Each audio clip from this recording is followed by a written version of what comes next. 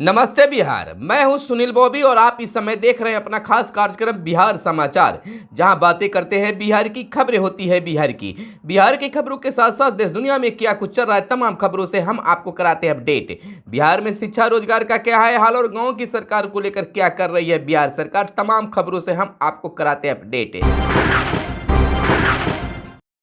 बिहार में नियोजित शिक्षक, आंगनवाड़ी सेविका और सहायिका, आशा कार्यकर्ता, वार्ड सदस्य, मुखिया जी, सरपंच साहब और बीपीएससी शिक्षकों के लिए क्या कुछ चल रहा है अपडेट, तमाम खबरों से हम आपको आज कराएंगे अपडेट। बस हमारे साथ बने रहिए। आपसे आग्रह है कि अगर अब तक हमारे चैनल को आपने सब्सक्राइब नहीं किया है तो चैनल को जरूर सब्सक्राइब कर लीजिएगा, फेसबुक पेज को हम फॉलो कर लीजिएगा और हमारे इंस्टाग्राम पेज सुनील बॉबी 714 को भी आप फॉलो कर सकते हैं। तो चलिए खबरों की सिलसिला हम शुरू करते हैं। बिहार में इन दिनों राजनीतिक सरगर्मी तेज हो गई है। एक तरफ जदयू और राजद तो दूसरी तरफ भाजपा आमने सामने है। लोकसभा चुनाव की तैयारी अब जोरों पर होने लगी है। अमित शाह और अन्य भाजपा के नेता बिहार में आने लगे हैं और बयानों की बयानबाजी शुरू हो गई है। आम लोगों को लुभाने के लिए तरह तरह के हथकंडे अपनाए जा रहे हैं। इस स्थिति में अब क्या होगा आप जरूर जानते हैं कि अब सभाओं का दौर भी जल्द ही शुरू होगा।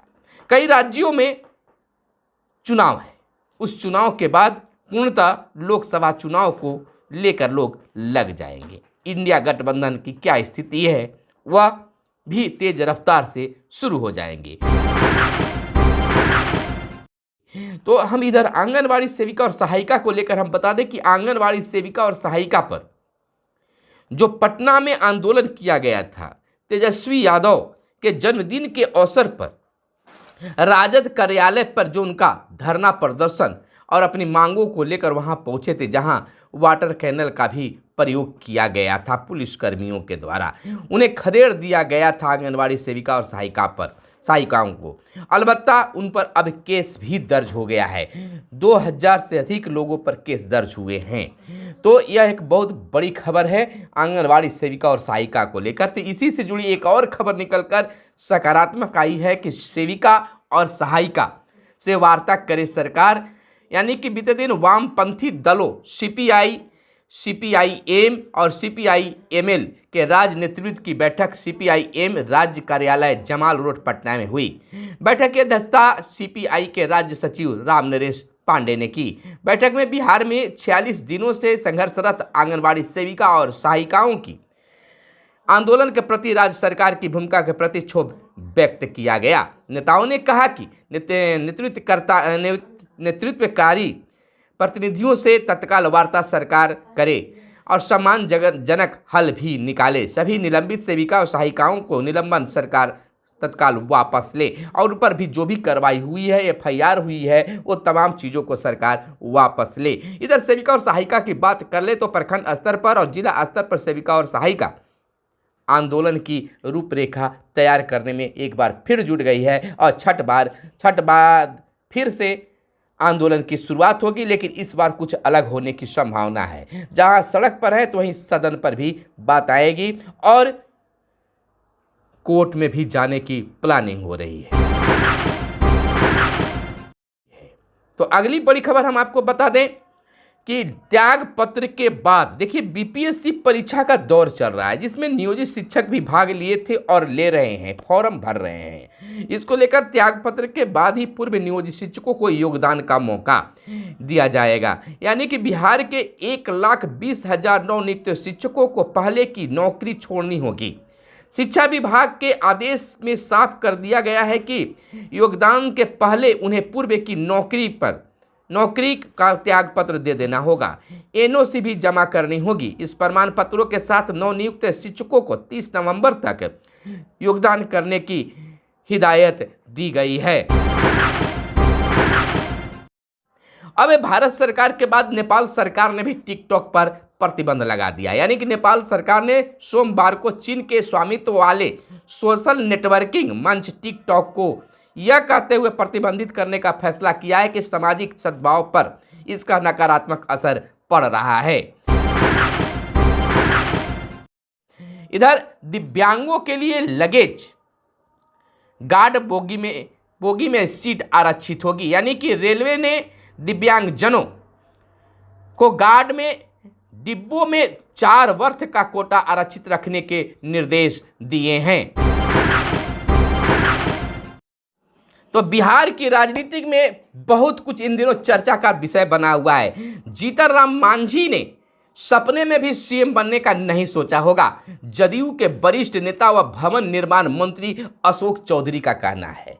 यह हकीकत है कि जीतन राम मांझी को मुख्यमंत्री नीतीश कुमार ने ही सीएम बनाया।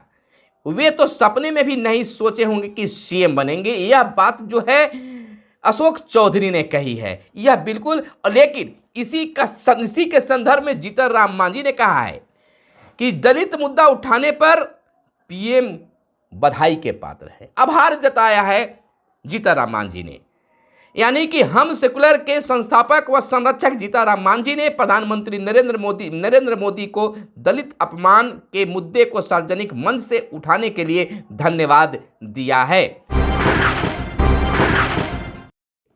बिहार लोक सेवा आयोग को जल्द भेजी जाएगी अधियाचना, यानी कि हाई स्कूल +2 में बहाल होंगे 11,000 हेडमास्टर। 6,000 पद पुराने हैं हेडमास्टर पद की कुल रिक्तियों में और 5,334 उच्च माध्यमिक स्कूलों में नियुक्ति के लिए ली गई है कैबिनेट की स्वीकृति। इधर प्रदेश के यानी कि बिहार के सरकारी माध्यमिक और उच्च माध्यमिक विद्यालयों में 11,334 पदों पर हेडमास्टर यानी कि प्रधानाध्यापक की नियुक्ति होने जा रही है। शिक्षा विभाग द्वारा इसकी तैयारी अंतिम चरण में है। जल्द ही इन नियुक्तियों को लेकर बिहार लोक सेवा आयोग अधियाचना समान प्रशासन विभाग के माध्यम से भेजी जाएगी। कि मौसम का मिजाज लगातार बदल रहा है, ठंड का असर बढ़ रहा है, तो पछुआ का प्रभाव बढ़ते ही गिरा पारा। सूबे में 24 शहरों का तापमान, आपको बता दें पटना सहित राज्य के 24 शहरों में पछुआ का प्रभाव बनने से न्यूनतम तापमान में कमी आई है। मौसम विभाग ने 2 दिन पहले ही तापमान में गिरावट का पूर्वानुमान जारी किया था। सोमवार को पटना सहित कई राज्यों में जिलों में बादलों के छटने से धुंध में भी कमी आई है। इधर हम आपको बता दें कि बाल श्रम रोकने को अब मंदिर मस्जिद में भी सूचना पट लगेंगे। लोगों को जागरूक करने का हुआ है निर्णय और बाल श्रम पर कार्रवाई का होगा विवरण। यानी कि बाल श्रम पर अंकुश लगाने के लिए राज्य के मंदिर, मस्जिद, अस्पताल व अन्य सार्वजनिक स्थानों पर सूचना पट लगाए जाएंगे। श्रम संसाधन विभाग ने इसकी योजना बना ली है। इसके लिए बिहार सरकार ने अन्य विभागों से भी सहायता ली जाएगी, यानी कि बिहार सरकार सहायता लेगी। इधर पुलिस कर्मियों की अगर बात कर ले तो पुलिस विभाग की चिट्ठियां अब डाक कर्मी ही बांटेंगे। पुलिस मुख्यालय व डाक विभाग में होगा एक समझौता। डाक सेवा के पुलिस कर्मी विधि व्यवस्था पर लगेंगे। इधर बता दें बिहार के विभिन्न थानों से पुलिस एवं अन्य अधिकारियों के कार्यालय तक डाक वितरण करने की जिम्मेवारी डाक विभाग संभालेंगे और सामान्य पत्राचार के लिए ईमेल का भी प्रयोग करेंगे। वार्ड सदस्यों के लिए सरकार बहुत जल्द कुछ ऐलान करने जा रही है। आशा कार्यकर्ता को भी बहुत कुछ मिलने जा रहा है, यानी कि वार्ड सदस्य का उनका अधिकार वापस आएगा।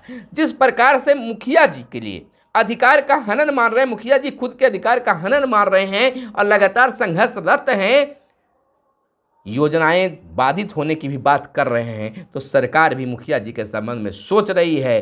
कहा जा रहा है कि जो हमें अधिकार पहले दिया गया था आज हमारे हाथों को बांध दिया गया है। इस पर वार्ड सदस्यों की मांग है कि हमें अधिकार मिलेगा तभी मुखिया जी को भी अधिकार प्राप्त होगा।